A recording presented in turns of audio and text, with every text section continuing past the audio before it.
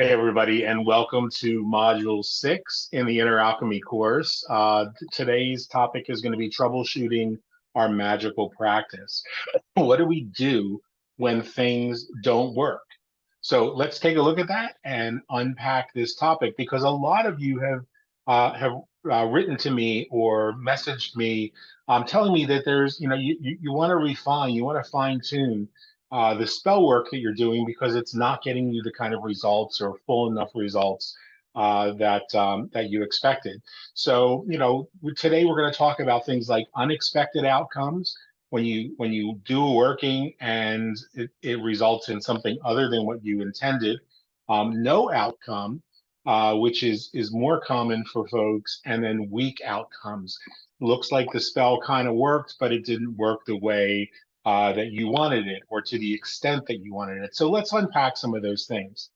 The first thing that you need to do if you're going to troubleshoot a magical working is I really encourage everyone to look at the anatomy of a spell as we presented it in several different modules. It was presented in the Stregoneria rebooted course. It's in the Songs of the Night Skies Grimoire course. It's also in the Advanced Practice course. We've talked about this anatomy of a spell many times, and the reason is because it really does make a difference. And so, along with that, you have to come up with and decide what your magical worldview is going to be. So, what is it that you truly believe about the world in which you live?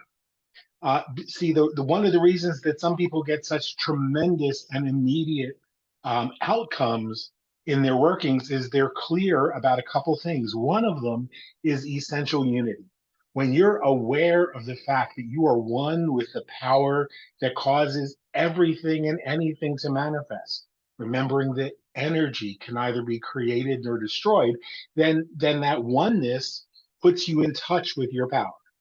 When you recognize too that there's really no difference between you and me, that we're just different expressions of one universal mind, one universal consciousness or intelligence, that also gives you a leg up in being able to affect the outcomes because you know that you're in your power. So, what is your esoteric worldview? It may be time to visit that. It may be time to examine exactly what that looks like for you so that you can then adjust the way that you work. Now, alongside of that, I should say, there's another issue that I see coming up pretty often when I'm talking with some of you, and that is that there's a conflict. Sometimes you're not even aware of it, but a conflict between your belief system and science. What I mean by that is you think of esotericism as being something that's just kind of quirky and uniquely yours, and that it stands in contrast or in the face of actual sciences. And so what we need to do is we need to understand the science behind the magic. We talk about that in some of the other courses as well. And this would be a really great time as we lead up to the summer to go through some of those courses again. As spring is beginning and the winter thaws out, it's good to thaw out some of our old beliefs too, so that we can let go of the ones that no longer serve us.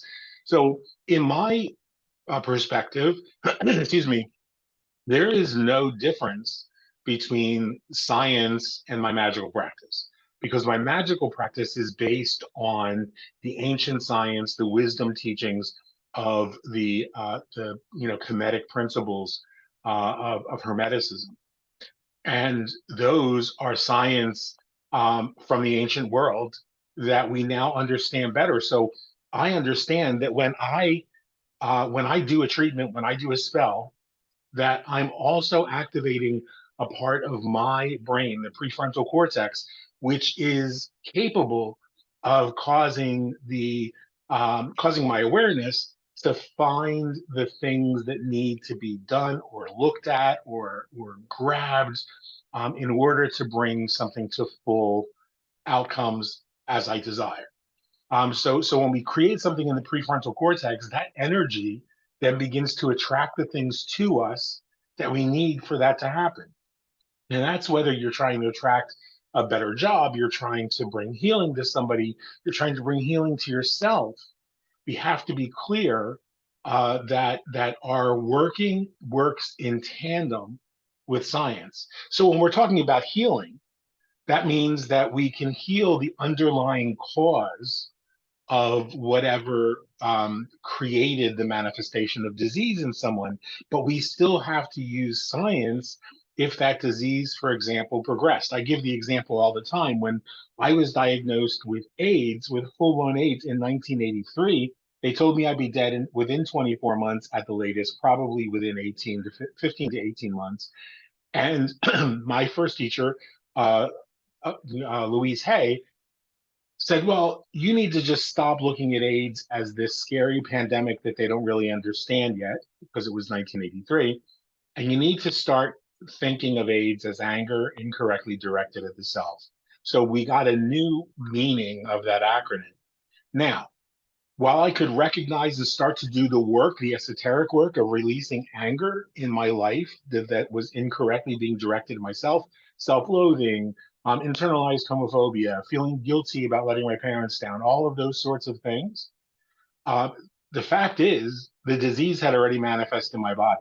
So I had to treat the disease, and we can do that using medicine. We could do that using herbs. We can do that using exercise and all of the other things that might work on a particular disease while we work on the esoteric or the metaphysical side of things. So it works in tandem, and your outcomes are better when you stop trying to cubbyhole everything. And another really important thing in your esoteric practice is, and we talk about this in a couple of the different courses as well, is establishing a strong home frequency.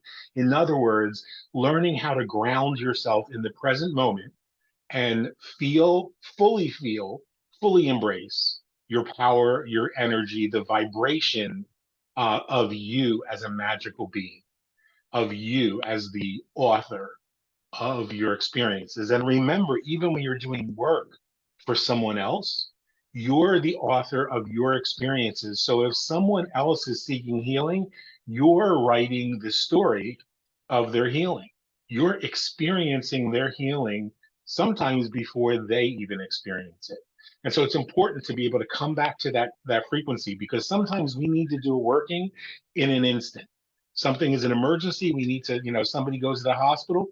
We need to get in our home frequency and be very clear about the truth of their nature. And that comes from knowing the truth about our own nature, that we are ease and health and prosperity and abundance and grace and vibrancy. And when we know that about ourselves, because we know from the principles of essential unity, we know there's no difference between us. If it's true about me, it must be true about them. And so it makes it easier to set up the statements that we're going to work on, to set up the conditions that we want to bring about. And when something's not working, one of the easiest things, one of the things we sometimes just don't even think about, is we just need to shift our focus. Sometimes we need to shift our focus away from the working to give us a little bit of a break, and then approach it from a different angle. And here's the thing, we do that with everything else in our lives. If you're trying to, fix tighten a leg on a table, and the one screw isn't working, it's stripped, you might take it from a different angle. You might put wood glue. You might work on the other screws. You might brace it somehow. I should have probably used something that I'm a little more familiar with than construction, but or home maintenance. But that's the thing. We look at things from multiple angles in other areas, and then we sometimes can become short-sighted in our esoteric workings. So shift your focus, take a break, go out and walk around. And then when you come back, approach it from a different angle and say, how else can I approach this to give me a good result? And a lot of times that'll just bring to your consciousness, bring to your awareness something you were missing. before, something that just evaded, and will give you a better opportunity to see what's happening. Now, the other thing you've got to do is ask yourself, and this is a tough one, is there a disparity between what you know about the person or situation and what you're trying to achieve? For example, somebody comes to you and says, "I really want to put a curse on my mother-in-law because she's a pain in the ass. She's always interfering, blah blah blah blah blah." But you know that the person that you're talking to is a negative Nancy and just doesn't like her mother and isn't trying to bring about justice. Now, you have to ask yourself if there's a disparity, not only between what you know about the negative Nancy, but also about what you know about the mother in law and what you know is true, which is that we're all one. So the mother in law may be reflecting back to negative Nancy some of those things that she needs to heal and let go of. And so you have a choice. You can say, I can do magical working for you. Like my response would be that I don't do curses. I bring about justice. I don't like the term curses. I don't like the term, I refuse to use terms like dark magic or black magic because I think they're racist.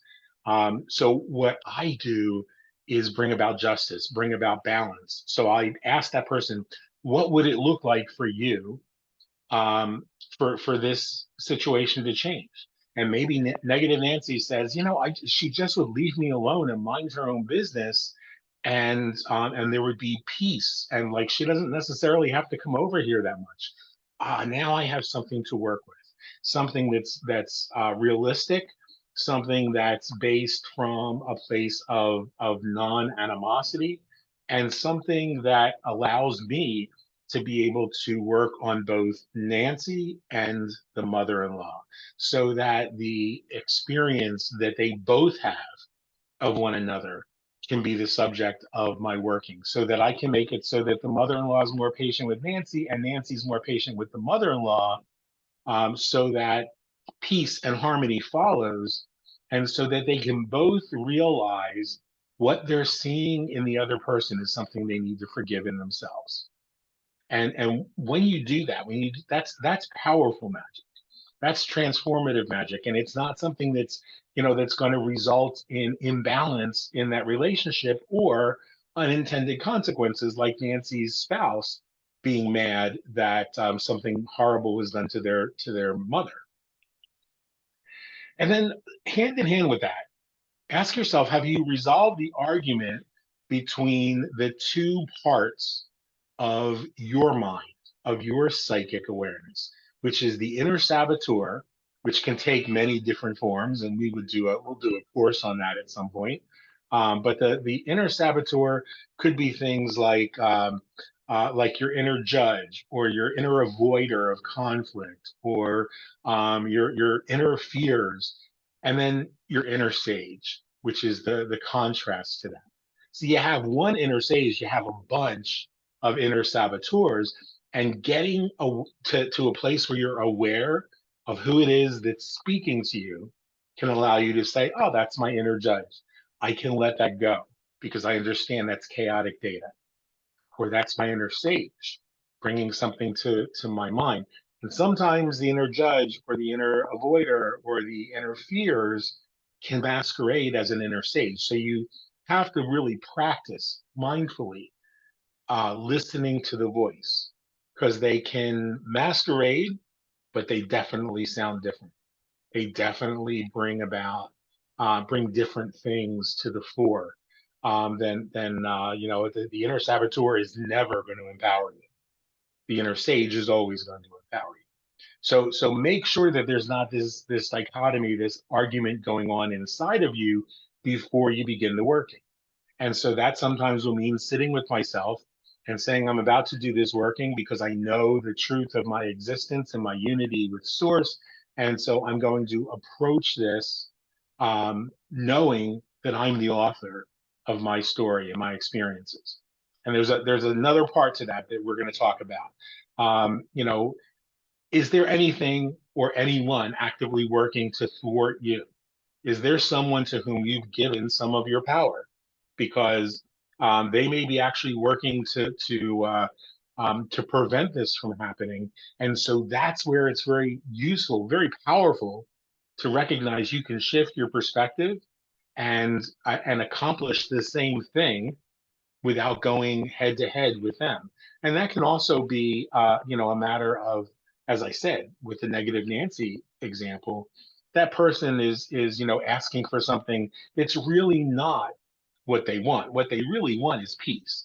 They usually don't really want their mother-in-law to fall down a flight of stairs or something like that. They want the mother-in-law to actually respect them, to leave their autonomy in place, to not be constantly meddling. And so if somebody's doing a spell, excuse me, that directly conflicts with the way that you're approaching a spell, change up your spell. Or, as I would recommend, recognize again that you are the source of your power, and that's one with source itself. And therefore, there is no opposing energy. The other person who's working against you may be working against you for the same purposes so that there is peace in a relationship in the negative Nancy example. And so you can join your energy to theirs and take away any maliciousness, take away any malintent, and say, we all want peace for these people, and that we see that peace now. And then the final step that I would recommend, and hopefully I've kept this module under the 10 minutes, but there was a lot to unpack, is a difficult question. You have to ask yourself, in the formula for a spell, the last step is to release what you've said, what you've done, the entire ritual, to do its good and perfect work and return abundantly multiplied. So have you really committed to releasing? Or are you still hanging on because you got some doubt? You're still hanging on because you don't know if you did it right. That's one of the things that you have to come to terms with, is that when we release our work, we know that it works. I've had people who said to me, I don't know how it was that the moment you called your group together to start working on healing for my dad or for my mom or my child or me or my husband, we immediately felt a turnaround. Well, that's because we immediately release our work. We don't have, when we're trying to do healing, we don't always have time on our side. So you state the facts, you create the shift, and you bring that healing energy about, and you let it go, and allow the sort of the release, to know that healing sometimes takes place incrementally. So there may be what looks like relapses, but the relapses bring them closer and closer and closer to healing, rather than closer and closer and closer to bad outcomes. And so you don't say, oh, I might not have done that right, let me try it again. You just reaffirm, hey, I am grateful that the doctors are aware of what's going on, and with every passing moment become more aware of what's necessary to heal this person, and that the person themselves becomes more and more aligned with the healing that's waiting to manifest in them. And then you just let it go, and you say, I release this work to this spell, this this offering, whatever it is that you're doing, to do its good and perfect work and return to me abundantly multiplied. That's the whole idea behind letting it go. Same thing works if you're doing a novena. Same thing works at the end of everyone. You let it go and say thank you for hearing my intention, for becoming a spiritual ally, for working with me on this. Just as I do when I call a group of people together to do healing, when we're done with that healing session, I will always send a message out and say thank you. Your work on so and so's behalf has made a difference. And I don't wait to hear from the person we're working on healing, or the person that we're working on protecting, or the person that we're working on bringing a job about. I simply go to my group and say, let's do this working. Let's know this about this person. They each do it in their own way, working with their spiritual court. And then after a period of a couple hours, I say thank you for the work that you've done, and for the wonderful outcome that you helped us to achieve. And I let it go, and I'm done, and I'm done with that particular thing. So I hope that those are some helpful guidelines in terms of what you can do to kind of learn a little bit more, to brush up, things that you can actually do um, in your practice to make things better. As I said, it's springtime, so pick up a copy of Songs of the Night Skies, or pick up your copy and reread it. Look at the Advanced Magical Practice course, and take that module by module again. Do the Grimoire Studies course and do that module by module again, and really apply yourself so that anything that you might have missed in the process is released. So that anything you might have missed, anything that might have been unclear for you, becomes clear. So I hope this has been helpful for you. I'll look forward to seeing your questions and comments underneath this module, and we'll see you in a couple weeks.